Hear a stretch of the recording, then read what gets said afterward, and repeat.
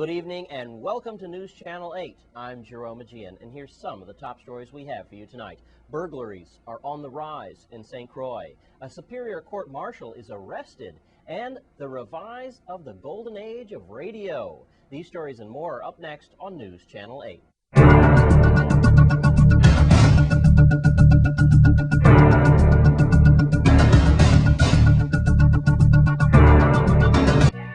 News Channel 8 is sponsored by AT&T. Centennial is joining AT&T for greater coverage, more innovation, and better service. In our top story tonight, burglaries seem to be on the rise in our territory, especially on St. Croix. News Channel 8's Wes Small files this exclusive report.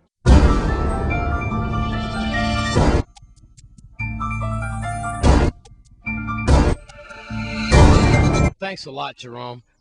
This is a shame. I'm here with Abby, and we are in Kane Estate. This is Abby, and Abby has a horrible story to tell you. Her and her husband are here. She is a nurse at Central High School. And Abby, this is where the culprits broke in yesterday afternoon. Yeah, I only stepped out for a short time, for about an hour. And when I came back, I come in the front door. The front door was locked. But then I noticed it was stuff laying around in the front room that I didn't leave open like that. So when I come through the kitchen, I find out that they come through the kitchen door, but they had took all the wood out of here, and then they took something and knocked the deadbolt in. But they still couldn't get in because at the top we have latches across the top. So that's why they end up having to go through the window to get in, because even though they chiseled through the deadbolt, it was still latches up to the top that stopped them from getting into the house, because we have latches on the inside as well of the door. But when we came, the flat screen TV was gone, my wedding rings was gone, jewelry was taken, few clothes items, all your personal stuff, cameras with family pictures and all that kind of stuff. So they took all of that, and looked like they left through here, because when I came back, you could see that the grass was laid down. Looked like that maybe they took the items that they took and they laid them back there in the fence area. And my husband had been back there trying to chop all of that bush away. But they saying to me that this area is supposed to be clean, because from my understanding, this area goes back, that people from William the Light can walk through this area and enter this area here, from what I'm understanding. And they say it's a gut area that this all was supposed to be cleared, so that the people just don't walk through there, because they actually look like they jumped over the fence too. And unfortunately, you're in harm's way because all this area here is wooded, and you don't even have a neighbor to be watching you from the next thing. But you said when you called me that you did have a message for people who might run across your wedding ring and your personal belongings, and for neighbors alike. I don't know if you saw my news report last night, but one of my messages to the community was, if you could call the police on your neighbor for throwing a party too loudly, then I think that you could certainly call them if you see suspicious activity. Yeah, but they should. And then if you see your people bringing stuff to you to sell, you understand? People shouldn't buy stuff that people bring to them to sell when they don't know where the people get it from. Because sometimes during the night, if they took the stuff from here, somewhere they went to sell the rings, they went to sell the jewelry, they went to sell the TV, the clothes that they took, they went to sell them. And I'm saying this because I think that if I say this and then people are aware that they took it from my house, then maybe people won't be so apt to just buy the stuff. They at least know that the items was stolen from somewhere. Yeah, you feel violated. I know that. Your privacy was invaded. I'm sure you won't sleep the same again.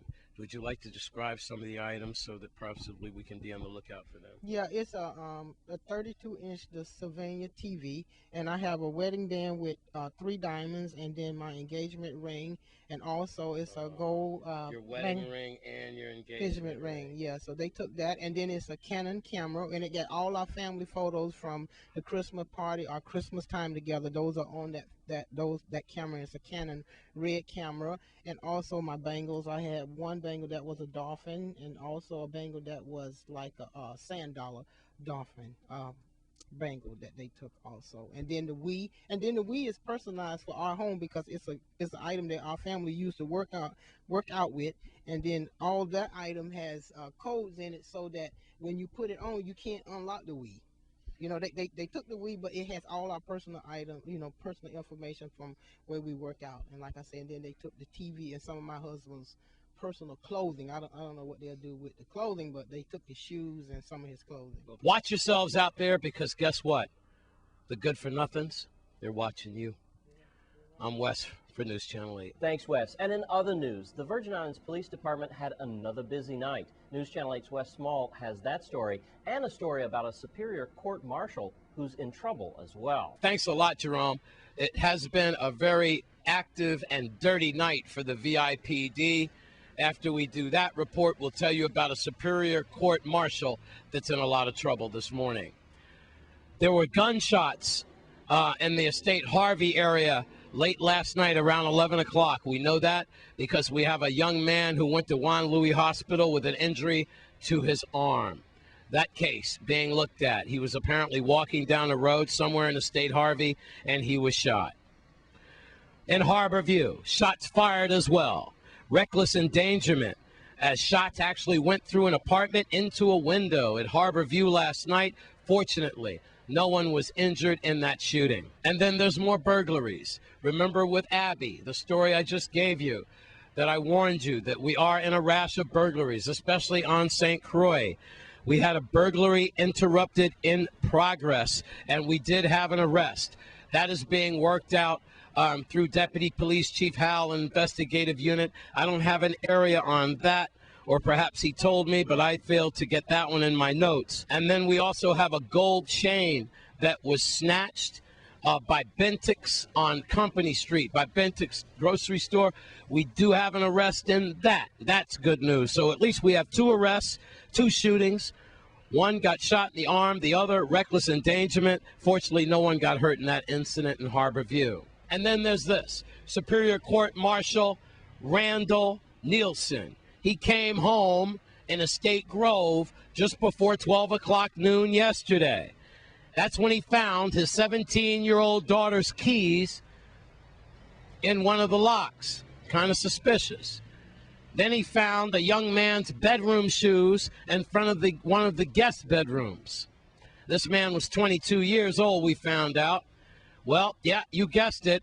It looks like his 17-year-old daughter and that 22-year-old man had been found in an uncompromising position. Once the couple found out Daddy was home, that's when the 22-year-old hid in the closet.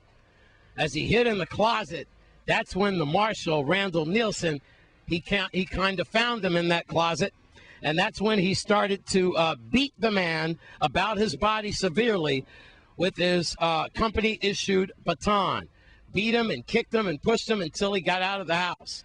That's when he turned his attention to a 17-year-old daughter, beat her about her body, lodged her against the wall with his issued club as well, and apparently, according to Deborah Jack, the domestic violence officer on the case, told his daughter this could have been a lot worse than it is. Subsequently, Mr. Randall Nielsen was arrested around 2 o'clock yesterday afternoon, and he is being held right now.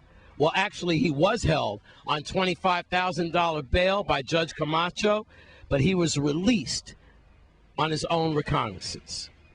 That is a wrap-up of what happened last night, and also about a Superior Court Marshal who's in trouble this morning. With that, please have a safe and sound weekend. Please don't drink and drive. I'm Wes Small for News Channel 8.